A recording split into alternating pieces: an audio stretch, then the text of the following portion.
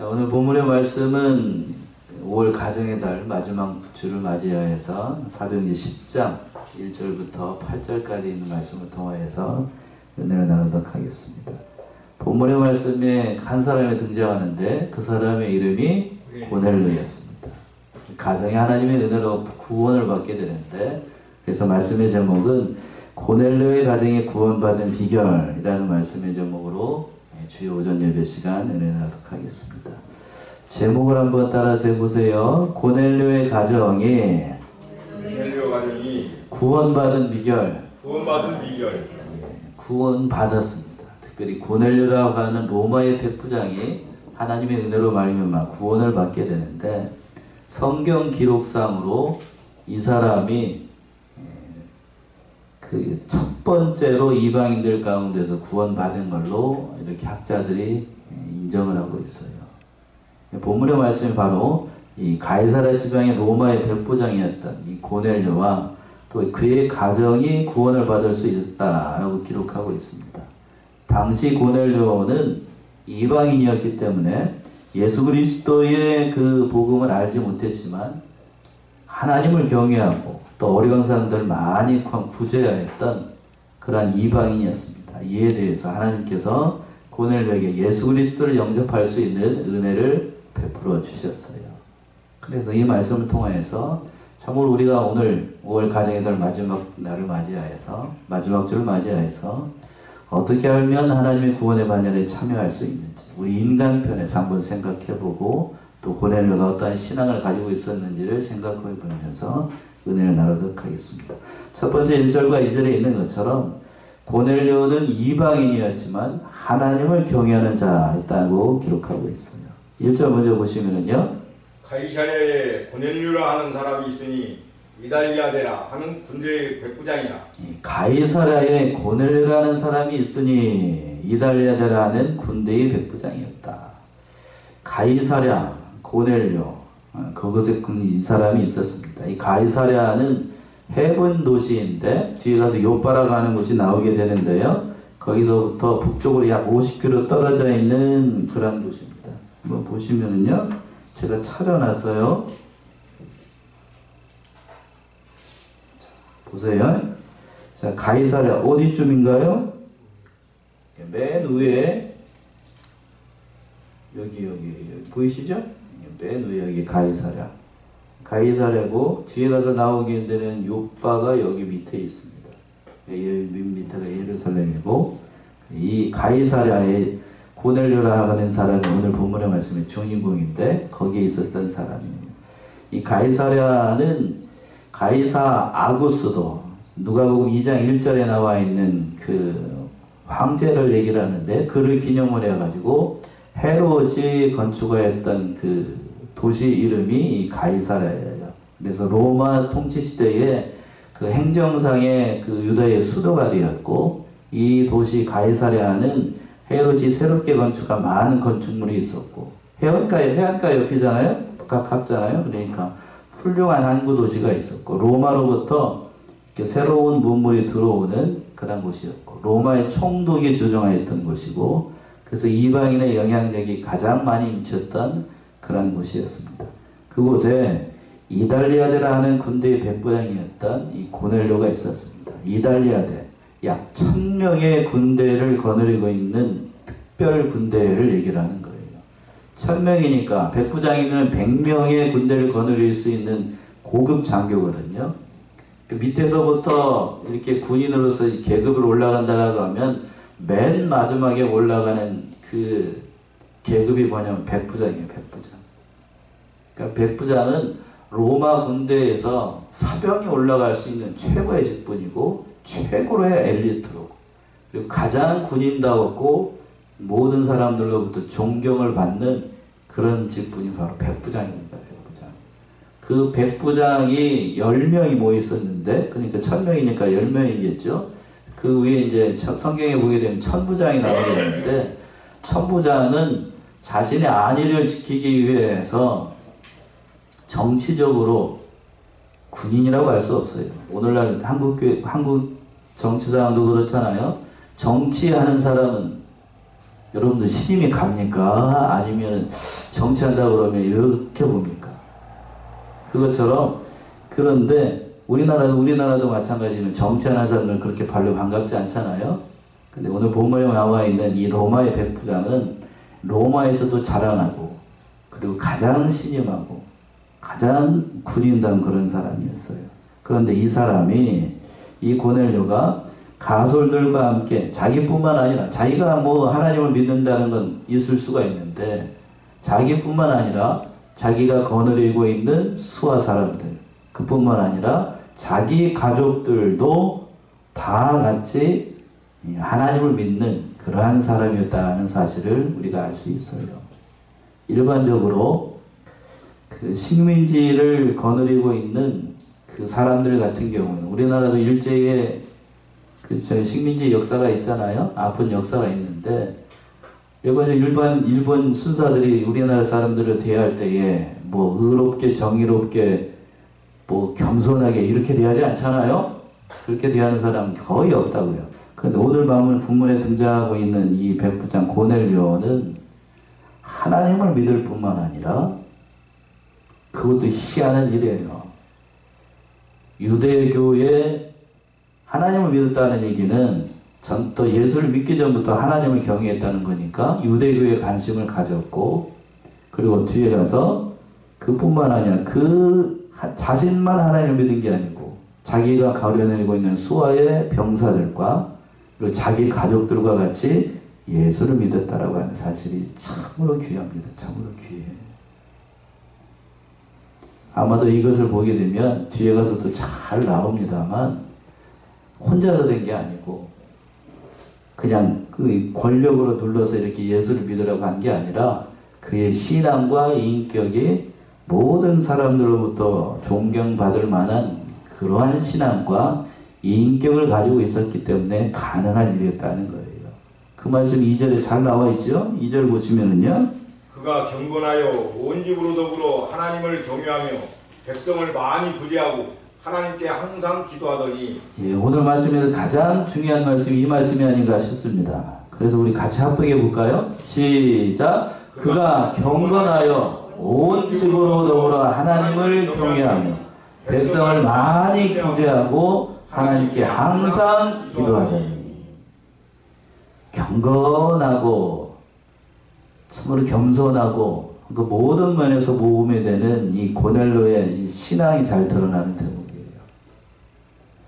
우리 살아가는 성원의 성도님들이 이런 이 고넬료와 같은 고상하고 또 모든 면에서 모범이 되는 이러한 신앙의 소유가 신앙이 있는 사람들이 되시기를 원합니다. 참 이 표현 자체가 참 귀해요. 그가 경건하며 이 고넬료는 로마의 백부장이었습니다. 이방인이었습니다. 이방인. 그런데도 경건하다라고 이렇게 기록을 하고 있고 또 특별히 본문에는 이 고넬료가 어떻게 경건했는지 세 가지 신뢰를 들어서 설명을 하고 있습니다. 첫 번째, 온 집으로 더불어 누구를 경외하였다? 하나님을 경외하였다. 자기 혼자만 하나님 믿을 수 있어요. 그건 오히려 보게 되면 오히려 쉬울 수가 있다고요. 몰래 하나님 믿는 거. 식민지를 지배하고 있는 로마의 백부장이니까 몰래 하나님을 믿을 수 있다고요. 그런데 그렇게 하지 않고 자기만 믿은 게 아니라 온 집으로 더불어 하나님을 경외했다. 그래서 경외한다는 얘기는 헬라어 원어로 보게 되면 제가 헬라어를 잘해서가 아니고 현재 분사로 되어 있습니다. 우리 저기 영어를 하시는 분은 이 현재 분사의 의미가 뭔지 이해가 될 거예요. 이거는 지금도 계속해서 누구를 경외하고 있다는 거예요? 하나님을 계속해서 경외하고 있다는 얘기입니다.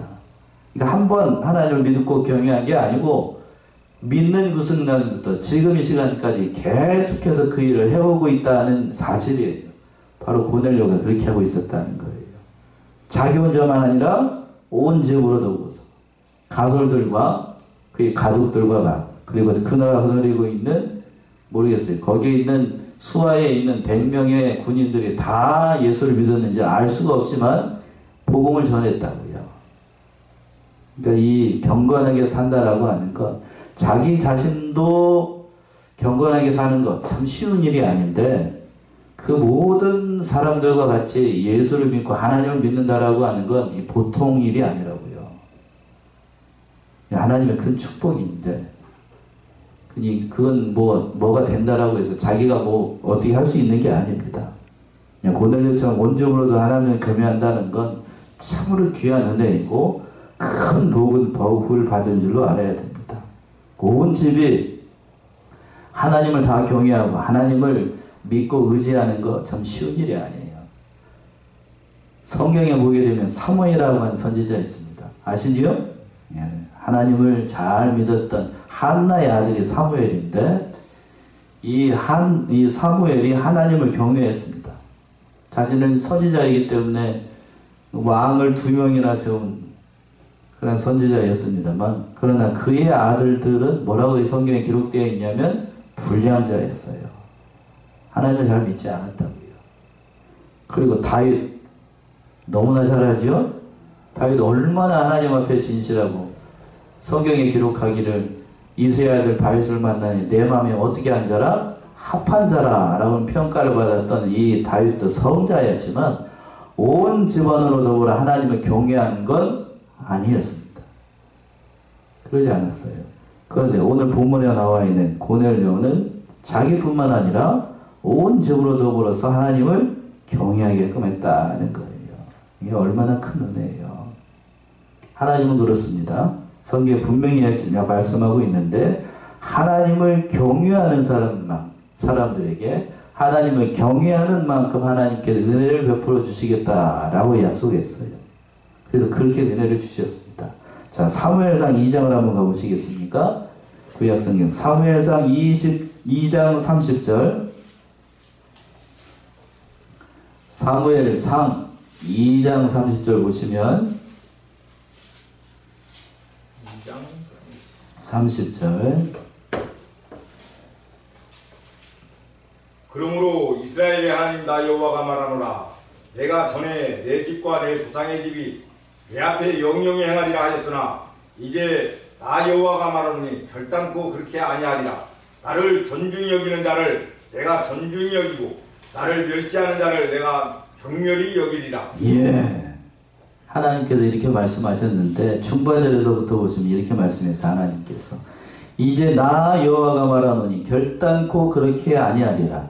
나를 존중히 여기는 자를 내가 어떻게 여기고? 존중히 여기고 나를 멸시하는 자를 내가 어떻게 하리라? 멸시하리라. 경멸히 여기리라. 오늘 본문의 말씀에 등장하고 있는 고넬료가 하나님을 경외하는 믿음으로 자기뿐만 아니라 자기와 함께 있는 그 모든 사람들이 온 집으로도 하나님을 경외하니까 하나님을 경외하는 만큼 하나님께서 그 사람을 존중해주고 그 가정에 복을 주셔가지고 참으로 귀한 은혜의 반열에 참여하게끔 하셨다는 거예요. 하나님은 그런 분이십니다. 하나님은 그런 분이십니다. 하나님을 높이는 만큼 자신도 높아지게 된다는 거예요. 성경 기록상으로 앞에서도 말씀드린 것처럼 첫 번째 이방인 가운데 예수 그리스도를 영접하는 은혜를 누가 받았냐면 바로 이 고넬료가 받았어요. 큰 은혜를 받았다고요. 그것뿐만 아니라 두 번째 보시게 되면 뭐를 많이 했다라고 되어 있냐면 백성을 많이 구제했다라고 얘기하고 있어요. 여기서 많이라는 말이 참 중요해요. 많이. 한 사람 이렇게 선뜻 이렇게 하는 건 쉬운 일입니다. 그런데 많이 구제했다라고 얘기를 하고 있으니까. 더군다나 이 사람은 유대인이 아니고 어느 나라 사람이라고요? 로마 사람이에요. 로마. 그것도 군인입니다. 자기가 통치하고 있는 식민지 그 사람들을 멸시하고 이렇게 억압하기가 쉬운 위치에 있는 로마의 군인이 어려움에 있는 사람들을 거기하지 않고 그 사람들의 형편 어려움들을 잘 살피고 구제한다라고 하는 건 웬만한 인격 가지고는 이렇게 되기가 쉽지 않다고요. 오늘날 우리나라 정치인들도 그렇고 뭐 하는 사람들을 보게 되면 그 한 자리에 올라가게 되면 얼마나 선거운동 할 때 보세요. 선거운동 할 때에는 뭐까지도 다 빼줄 것처럼 자기 속에 있는 거 다 탁 빼줄 것처럼 뭐가 될 것인가 합격하겠다고 얘기를 합니다만 정작 당선이 돼가지고 되면은 그대로 합니까? 안 합니까? 안 하죠. 이렇게 안 하기가 쉬운데 오늘 말씀에 등장하고 있는 이 고넬료라고 하는 사람 충분히 다른 사람들이 억압할 수 있는 위치라고. 로마의 백부장이라고 하는 건 대단한 권세예요. 세계 1등 국가의 100명의 군사를 거느리고 있는 로마의 백부장이라고. 그래서 그보다 위에 있는 천부장이 백부장들을 이렇게 이게 명목상으로 관할하게끔 되어 있습니다만 천부장은 정치적으로 이렇게 이 백부장들을 이렇게 거느리는 거예요. 그래서 로마의 사람들이나 군인들이 정말로 따르고 존경하는 건 천부장이 아니고 누구라고요? 백부장들이에요. 백부장들. 그런 위치에 있는 사람이 이렇게 된다라고 하는 건 하나님의 특별한 은혜예요. 특별한 은혜.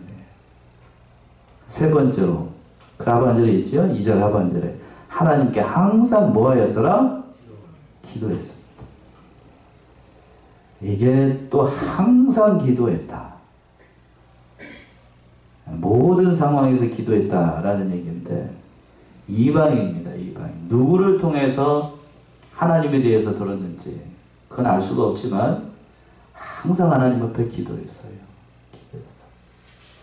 이제는 이방임에도 불구하고 진정 하나님을 의지하고 경외하는 삶을 살았기 때문에 성경 기록상으로 이 고넬료가 이방인의 구원의 1호 영예를 얻게 되는 거예요. 첫 번째 사도행전에 기록되어 있는 그렇게 은한 은혜를 허락을 하신 거예요.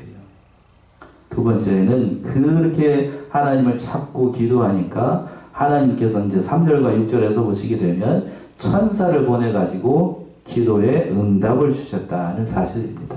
3절 보시면은요. 하루는 제 9시쯤 되어 환상 중에 밝기 봄에 하나님의 사자가 들어와 가로되 고넬료야 하니. 예. 하루는 제 9시쯤 되어 환상 중에 밝기 봄에 하나님의 사자가 들어와 가로되 고넬료야 하니.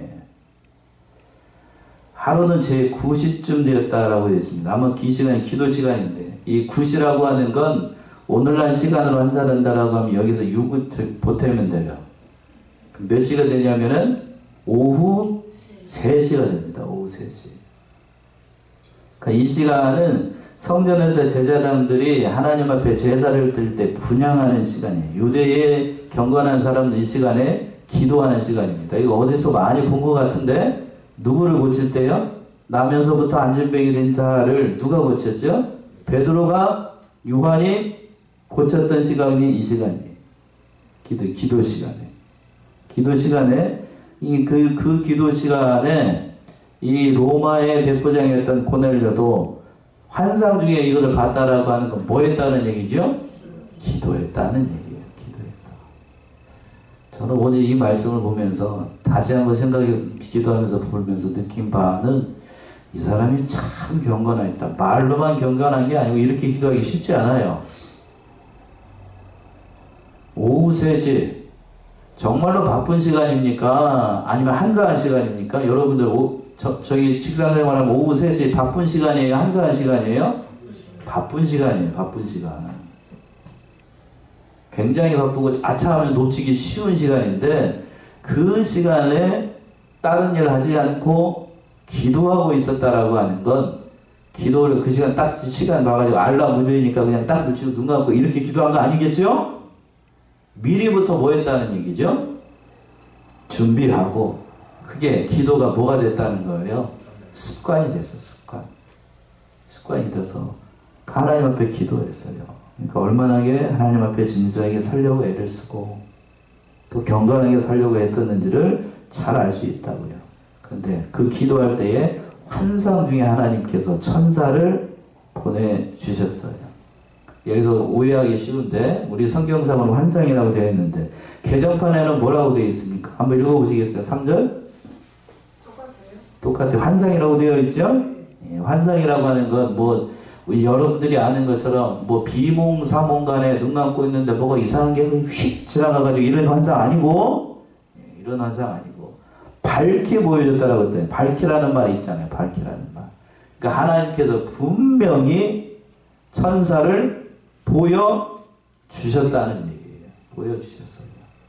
그러니까 비몽사몽간에 뭐야 이게 이렇게 한 게 아니고 분명한 인지 속에서 그 천사를 통해서 계시해 주셨다는 얘기예요. 그러면서 그 천사가 들어와 가지고 뭐라고 말씀을 하셨냐면 고넬료야 그 이름을 불렀어요. 하나님의 사자 천사를 얘기를 하는 거죠. 천사가 직접 나타나 가지고 그 고넬료의 이름을 불러줬습니다. 구속사에서 성경 기록상에서 보게 되면 성경에서 가장 중요한 일이 있을 때마다 하나님께서 직접 사자를 보내가지고 인간 역사 가운데 개입하신 일이 있었습니다. 대표적인 일이 바로 예수님이 탄생을 하기 전에 천사 누가요? 가브리엘이 나타나가지고 누구에게 임했어요? 마리아에게 임해가지고 예수님의 수태를 고지하지요. 그랬던 것처럼 또 예수님이 탄생하실 때에도 누가복음에 있는 것처럼 위장에 있는 것처럼 천군과 천사들이 예수님의 탄생을 전하였고 그리고 가장 중요한 순간 예수님의 부활의 소식을 2명의 천사들이 사람들에게 전했죠. 그리고 예수님 올라가실 때 다시 뭐 할 것을 본 그대로 뭐 할 것을 내려오실 것 재림을 약속하셨을 때 누가 예식을 하는 거예요? 천사들이 얘기를 했습니다. 오늘 본문의 말씀에서도 가장 중요한 순간에 누가 들어온 거예요? 지금 천사가 들어왔어요. 왜 중요한 순간인가? 복음이 이제 유대인에게만 국한되어 있는 게 아니고 누구에게도 넘어간다? 이방인에게. 그 순간 누가 나타났다고요? 천사가 나타났습니다. 이게 굉장히 중요한 일이에요. 복음이 유대라고 하는 울타리를 넘어서 이제 본격적으로 어디로 넘어간다?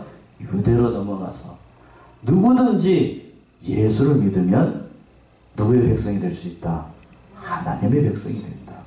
그걸 천사를 통해서 얘기해 준 거예요. 4절의 말씀은 그 말씀입니다. 4절 보시면 고넬료가 주목하여 보고 두려워 가로되 주여 무슨 일입니까? 천사가 가로되 내 기도와 구제가 하나님 앞에 상달하여 기억하신 바가 되었으니 고넬료가 주목하여 보고 두려워하여 가로되 그래서 주목하여 봤다라고 되어 있어요. 그러니까 환상이라고 해가지고 이게 뭐야 이렇게 한 게 아니고 정확한 인지 속에서 그 천사를 어떻게 했다? 뚫어지게 바라봤다는 얘기예요. 살펴봤다는 겁니다. 그러니까 그러고 난 다음에 진실로 그 사람이 앞에 서 있는 사람이 누구라는 사실을 알고 하나님이 보내주신 사자, 천사라는 걸 알고 두려운 마음이 들었어요. 자기는 이방인에 불과한데 하나님의 사자가 직접 나타나니까 무슨 생각이 드는 거예요? 두려운 마음이 들 수밖에 없죠. 여러분 천사 봤습니까? 저는 천사는 못 보고 제 사랑이 아니고 뭐는 봤다고 했죠? 귀신은 봤습니다. 천사를 안 보여준 걸 저는 하나님 앞에 감사해요. 봤으면 어떻게 됐을까 싶어요. 이렇게 되지 않았습니까? 두려워서 무서워서. 근데 이 두려워했다는 거는 그럼 귀신을 봤을 때의 두려움이 아니고 하나님을 너무 앞에서 표현을 했어요. 경외하기 때문에 느끼는 그런 두려움이겠죠. 그러니까 두려움에도 종류가 다른 거예요. 그러면서 뭐라고 얘기를 하냐면 이 사람이 주여 무슨 일이니까. 이 말 속에는 이 고넬료의 경건한 신앙이 잘 묻어나오고 있어요. 나에게 이런 하나님의 은혜가 임할 사람이 아닌데 하나님께서 누구를 보내주셨어요? 천사를 보내줘가지고 이게 무슨 일인가 싶은 거예요. 이게 무슨 일인가 싶어서 그걸 물어봤던 거예요. 이 주여라는 말은 사울이 다메섹 도상에서 부활하신 주님을 만났을 때 들었던 그 단어하고 똑같은 말이에요. 그러니까 이 본능적으로 기도를 많이 하고 경건한 사람이기 때문에 앞에 있는 천사가 누가 보내줬다는 사실을 안 거예요? 하나님이 보내줬다는 사실을 직감적으로 딱 아는 거죠. 그래서 주여 무슨 일입니까? 이게 무슨 일입니까? 라고 물어봤던 거예요. 그만큼 평소부터 기도를 많이 했기 때문에 하나님께서 그 기도에 대한 응답으로 주신 천사를 즉각적으로 알았다는 거예요. 그 천사가 얘기를 하되 그 하반절에서 얘기했죠. 천사가 가로되 그 내 기도와 구제가 누구 앞에 상달이 되었다? 하나님 앞에 상달이 되고 기억하신 바가 되었다. 이 말씀 속에서 우리는 알 수 있어요. 하나님 앞에 진실한 마음으로 기도하면 누구의 앞에 올라간다? 하나님 앞에 올라간다. 여러분들이 하는 기도가 진실하다고 하면 우리가 하는 그 모든 기도가 누구 앞에 올라간다? 하나님 앞에 올라간다. 그리고 하나님 앞에 기도하면 기도하는 첫 시간부터 하나님께서 그 기도를 다 어떻게 하고 계실까요? 듣고 계십니다. 내가 하나님 앞에 기도하려고 하는 그 순간에 하나님께서 그 기도를 다 들으시고 응답하신다는 거예요. 그렇다고 하면 한 가지만 생각해 보자고요. 고넬료가 하나님 앞에 뭘 기도를 했을까? 뭘 기도했을까요? 개인적인 필요? 또는 로마의 백부장이니까 더 높은 계급 천부장이 되게 해달라고 하나님 앞에 떼쓰면서 기도했을까요? 뭘 기도를 했을까요? 한번 생각해 보세요. 고넬료가 하나님 앞에 날마다 기도했다라고 하는데 뭘 기도를 했을까? 자, 성경을 우리가 조금만 읽으면 뒤에 가서 베드로를 만나게 하는데 고넬료가 기도한 건 개인적인 간구나 개인적인 소원을 기도하는 게 아니고 누구를 알기 위해서 기도를 했냐면 누구를요? 이미 제가 말씀드렸어. 하나님을 더 깊이 알고 또 하나님께서 보내신 그리스도를 알기를 기도했어요. 자, 다니엘 10장을 한번 가보세요. 다니엘 10장 11절에서부터 12절. 다니엘 10장 11절에서부터 12절.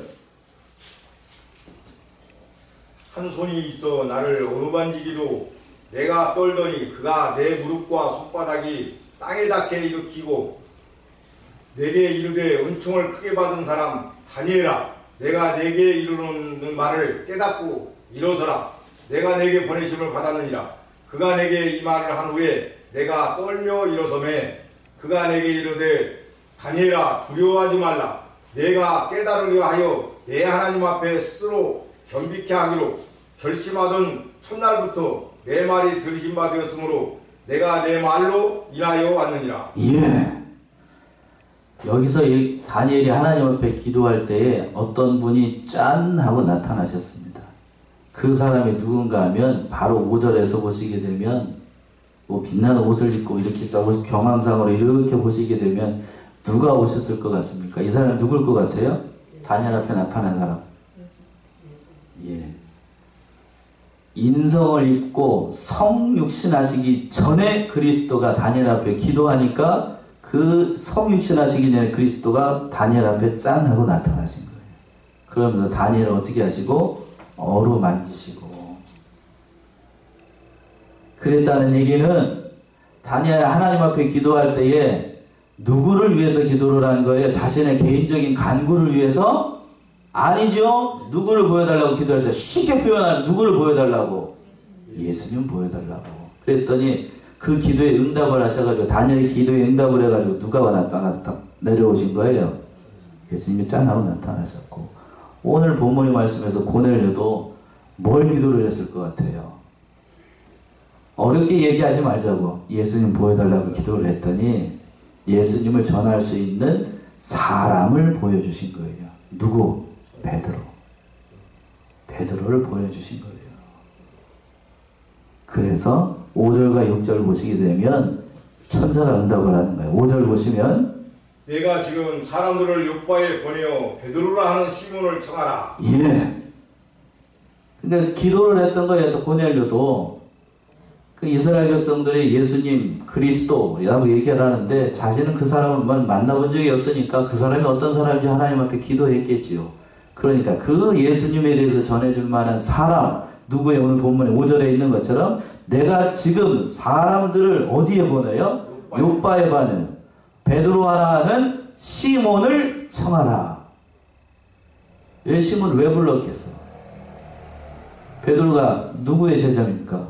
예수님의 제자. 그것도 수제자예요. 예수님에 대해서 가장 잘 아는 사람이 시몬 베드로 아닙니까? 그러니까 예수님에 대해서 정확하게 얘기해 줄 수 있는 시몬 베드로를 통하여서 예수님이 어떠한 분인가를 듣게끔 하고 그를 믿게끔 믿음으로 인도하셨다는 겁니다. 베드로가 어디에 있었는가? 6절에 나와 있죠? 6절 보시면 저는 피장 시몬의 집에 우거하니 그 집은 해변에 있느니라 하더라. 예, 저는 피장 시몬의 집에 우거하니 그 집은 해변에 있다. 여기 그림이 잘 나와 있잖아요. 가이사랴가 저 위에고 이 오빠는 밑으로 내려가야 돼요. 밑으로 약 50km 정도 떨어져 있습니다. 그곳에 있으니까 해변길을 따라가지고 열심히 따라가게 되면 이틀길 정도 가야 되는 그런 거리에 있었어요. 그래서 그 말을 듣고 이제 마지막으로 7절과 8절에 보시게 되면 말씀대로 순종을 해가지고 경건한 사람 욥바로 보내게 됐습니다. 이것도 참 중요해요. 7절과 8절 보시면 마지막 마침 말하던 천사가 떠나매 고넬료가 집안 하인 둘과 종들 가운데 경건한 사람 하나를 불러 이 일을 다 구하고 욥바로 보내니라. 예, 마침 말하던 천사가 떠나매 이렇게 얘기를 하고 있습니다. 천사가 떠나자마자 쉽게 표현하면 천사가 떠나자마자 이 청하라는 말을 듣자마자 즉시 누구를 불렀던 하인 둘하고 또 그 중에서 종절 자기를 잘 따르는 사람 한 사람 세 사람을 불러가지고 욥바로 즉시로 보낸 거예요. 그러니까 말을 듣자마자 즉시 어떻게 했던 거죠? 순종했던 거예요. 순종했던 거. 즉시 순종한다라고 하는 건 말처럼 이게 쉬운 게 아니라고요. 천사의 말에 즉시 순종해가지고 욥바로 두 하인들을 보내고 종졸 가운데서 뭐한 사람이라고 되어 있어요? 경건한 사람 하나를 불렀습니다. 집안 하인 둘, 이 하인 둘도 원어상으로 보게 되면 그냥 일반 종이 아니고 이 고넬료를 전심으로 따랐던 그런 사람이에요. 정말로 자기의 신복이죠. 쉽게 얘기하면 신복 두 사람을 부르고 그리고 자기가 부리는 군인, 이 종졸이라고 하는 것은 군인이에요. 군인. 왜 불렀을까요? 이 사람 왜 불렀을까요? 하인만 보내면 50km나 되는 길입니다. 가다가 누구를 만날 수도 있어요. 강도도 만날 수 있고 이상한 사람 만날 수 있잖아. 그래서 이 사람은 고넬료가 가장 아끼고 그 중에서도 100명의 군사들 중에서도 가장 뭐가 뛰어난 사람일까요? 무예가 뛰어난 사람. 무예가 뛰어난 한 사람을 보내가지고 바로 이 베드로를 모셔오도록 했던 거예요. 경건한 사람. 그런데 또 중요한 사실이 그 8절에 있는 것처럼 보시게 되면 경건한 사람을 보내는데 이 일을 어떻게 하고? 다 구하고 욥바로 보냈습니다. 이 말씀도 중요해요.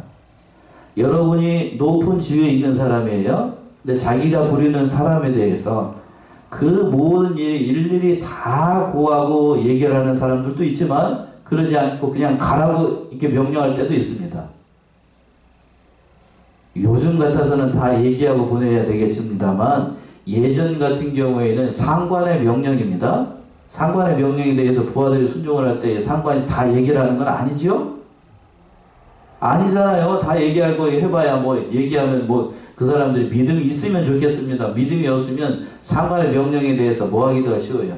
불복종하기가 쉽다. 복종하기가 쉽지 않다고요. 그런데 여기서 보게 되면 이 고넬료는 그 일을 다 그 사람들한테 얘기를 했어요. 그리고 어디로 보내요? 욥바로 보냈습니다. 이 말은 고넬료의 인격과 그 모든 평소의 행실이 부하들에게 신임을 많이 받고 있었다는 거예요.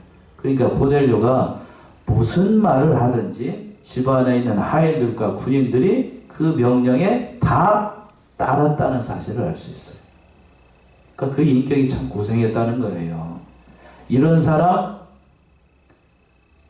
10명만 있으면 10명이 뭐야? 한 사람만 있어도 대한민국 바뀌겠다. 참 귀해.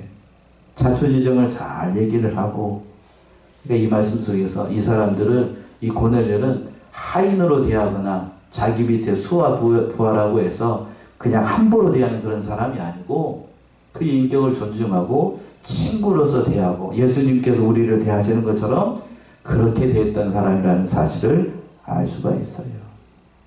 우리 사랑하는 성안의 성도님들도 말씀을 들으면 그 순종하고 그 순종하는 만큼 하나님께서 복을 주신다는 사실을 우리가 다시 한번 깨닫게 되는 겁니다. 자, 오늘은 고넬료가 가진 구원받은 비결. 고넬료가 이방인의 최초로 복음을 듣고서 구원의 반열에 참여한 건 우연한 일이 아닙니다. 마지막으로 말씀드리면 가만히 보니까 이 사람의 성이 뭔 것 같습니까? 예, 고죠? 예, 그래요. 고십니다. 높을 고자서는 고신 것 같아요. 예. 그러니까 이 성격과 모든 것이 고상하죠. 좋은 말이 많네. 고시에 고상한 겁니다. 그러니까 우리 사랑하는 성안의 성도님들이 이 고넬료와 같은 고상한 인격과 또 고상한 신앙을 가져서 참으로 하나님께서 귀하게 여기시는 그런 믿음의 사람들이 되어서 하나님 안에 설 때에 잘했다 칭찬받는 사랑하시는 성안의 성도님들 모두가 되시기 바랍니다. 기도하겠습니다.